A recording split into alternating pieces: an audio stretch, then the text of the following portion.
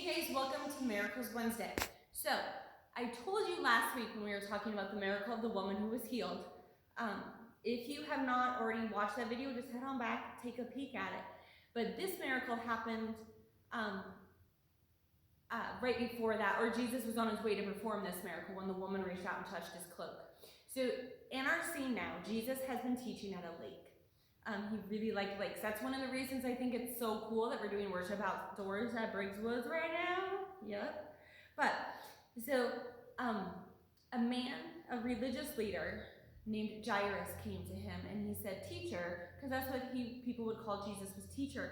"My little daughter is dying. She's really, really sick. Please come and heal my daughter." And so Jesus went with them. And as they're walking, large crowds gathered around him because that's what people did with Jesus. They just wanted to be there. And that's when the woman we talked about last week reached out and touched. And so then as all of that was happening and as they're traveling, some people come to Jairus and say, "Jairus, your daughter died. Don't bother the teacher anymore. He doesn't have to come to your house. There's nothing that can be done." And Jesus looked and he said, listen, Jesus overheard them talking and he said, "Don't be afraid, just believe." So we talk a lot about don't be afraid is in the Bible a whole lot, and in this moment, Jesus is telling all these people, don't be afraid, just believe. So they keep going, and they get to the home, and there are people outside just wailing and crying, and Jesus goes in, and he tells everyone, the child is not dead, she is just asleep. Can you imagine what the people around would have thought when they heard that? They were like, "Dude, we know what it means when someone dies, Jesus, she died." But he said, "No, she's just sleeping," and he goes in. And they all laughed at him. And so but he did not take everyone in with him. So he took only the child's father and the mother and the disciples who he took with him, because he only took Peter and James. And John, the brother of James. So he only took a few of his disciples. So it was a really small group that he took in to see Jairus' daughter. And he said something, and I'm just going to give you the translation instead of the language we don't know, but he said, "Little girl, I say to you, get up."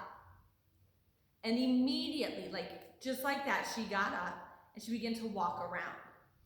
Now, can you imagine how Jairus and his family felt?